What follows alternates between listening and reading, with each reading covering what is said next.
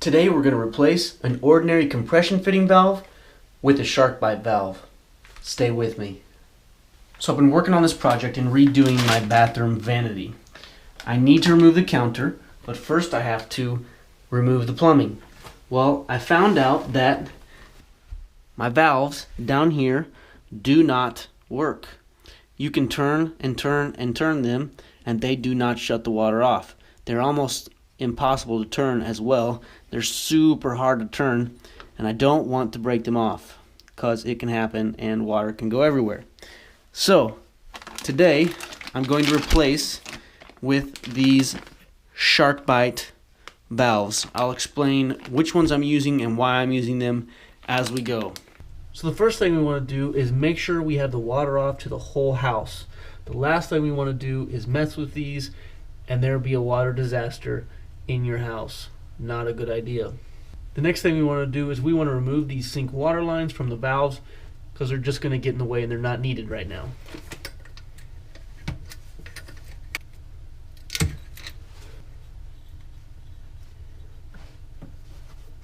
It's really nice to keep an old towel handy because there is going to be some water drips and some water leakage from this, and an old towel always makes cleanup easy.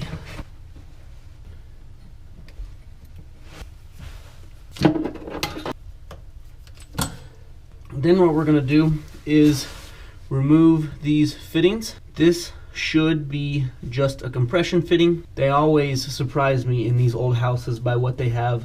So not sure what we're going to find, but all we really need is 2 wrenches. We're going to hold one at the top and hold this firm while the other is taking this fitting off.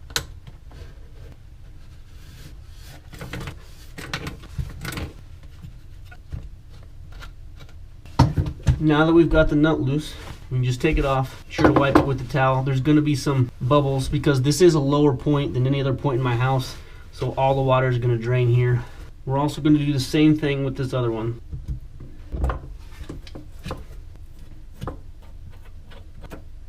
Okay, that is off. This next part is the hardest part. Now let me show you in a little more detail. On here is the nut that goes right against the fitting. But instead of having a rubber washer or anything, there's a compression fitting. If you can see it, it's down there, it's compressed. It's compressed around the copper pipe. Well, that fitting is keeping this nut from coming off. Now there's lots of tricks to getting this off. It's on both of them. But what I found is probably the best is that I'm going to take some sandpaper, because we need to clean this copper pipe up anyways. I'm going to take some sandpaper. It's very, very fine grit, wet, dry sandpaper. And I'm going to take all this corrosion and all this junk off this copper pipe. What's that's going to do is make this a smoother surface for that ring to pop off. And then we're going to take a pry bar and we're going to stick it under here, and we're going to slowly work our way without popping anything. We don't want to break this copper pipe. Without popping anything wrong, we're going to slowly work our way around, and we're going to get that ring loose. So you'll see what I'm talking about.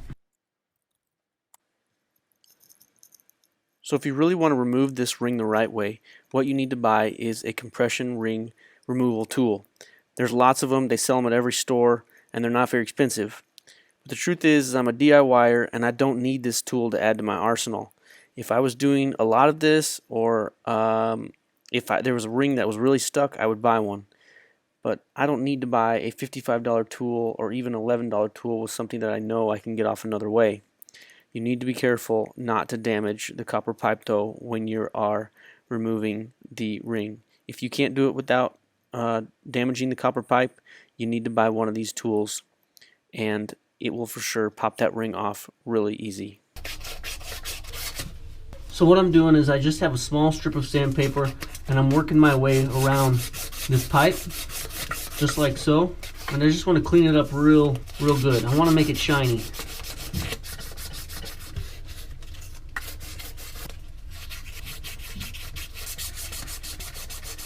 So I've got a couple pry tools here. What I'm going to do is I'm just going to break it loose. Again, we're not going to pull very hard.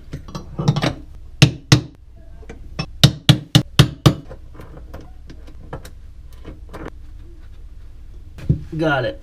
First one's off.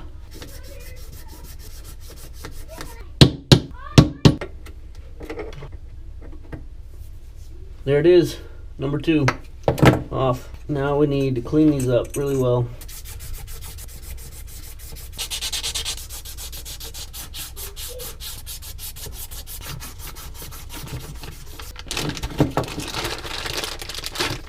Let's talk a little bit about SharkBite fittings. If you are a plumber, or if you've done plumbing before, you know that there is kind of a controversy around SharkBite fittings. I understand it, but I don't necessarily go with it. Here's what I'm going to say about SharkBite fittings. SharkBite fittings should not go in your wall in a closed space that you can never access them. This is a valve on the outside of the wall. It's not underground. It's not buried in the wall. It's something that can be easily serviced and easily accessible. I like that about it. 2, you don't really need any special tools to install these. They're really easy to install, and if you do it right, they work rather well. Here's why I chose this fitting in particular. It's got a 1/2 inch in for the copper line in, and 2 3/8 inch valves out. I'm going from one sink that was here before to putting 2 sinks in this vanity. So this is the fitting that I need for the sink. Another thing I like about SharkBite fittings like this is that when you set them, they can be turned. For example, if you set it like this and you need it turned just a little bit, that's no problem. Installed, it can turn full 360 degrees. Now I should say you shouldn't just spin it a bunch of times, but if need be, you can move it because the gasket inside allows it to be moved. That's why I really like these. For something that's outside your wall, it's great. It's a no-brainer. I don't have to sweat copper. I don't have to do anything crazy. I just have to make sure I have a very clean pipe and a clean fitting, and these can work really well. In order to install these SharkBite fittings correctly and appropriately, it needs a perfect cut on the top of your pipe. I am going to cut tiny bit off the top of this just so there is a perfectly round top of the pipe. One of my favorite plumbing cutter tools I've ever seen is this little Husky cutter. Here is a traditional copper pipe cutter. As you can see, if I were to use this, I couldn't use it because of the drain pipe being in the way. But this little Husky tool allows me to fully get in this space and cut this pipe off appropriately.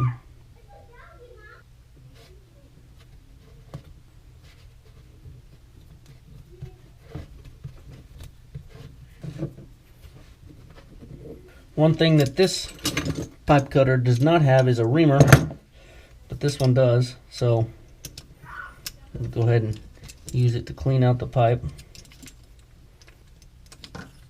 I'm going to do the same thing over here.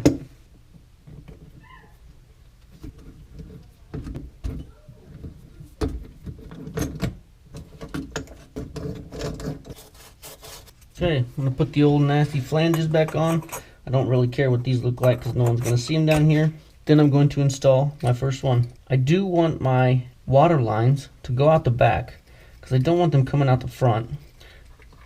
And this is going to work just fine if I put them out the back just like this, because I want one water line to go this way to be away from the stuff being stored right here, and one water line going this way. It's going to make it really nice. So what I want to do is, there's a little line on this SharkBite to know how far this is going to be compressed to. What you can do is you can mark it with a Sharpie. You can do whatever you want. The top of the copper pipe needs to come up there. What I need to do is just make sure it compresses to there. I am going to end up pushing with some force, and I'm going to want to twist a little bit, and the twisting is going to really seal it on, and you'll see what I'm talking about. So it just pops on and then all the way down, and just like that, your PEX fitting is on. See what I'm talking about though? By if you need to adjust this, it's not a big deal. This can move just like that, no problem. So this is on and this is off. I just want to make sure it's in the off position so I can turn the whole house water back on. And there's two. To turn the water back on, what I usually do is I have my wife help me. I usually am on the phone, or if you can yell if you're close enough, but I usually have her flip the water on, and then I'm at the water lines telling her turn it off or turn it back on. But that's it. That's how to install SharkBite valves. Especially, it was a great option for this double 3/8 inch water line going to 2 vanities.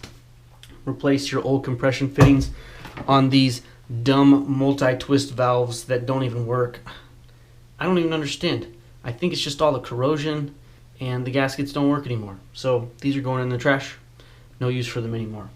So if you like this, please subscribe. I've got more videos like this and more videos of me working on this bathroom and my house to come.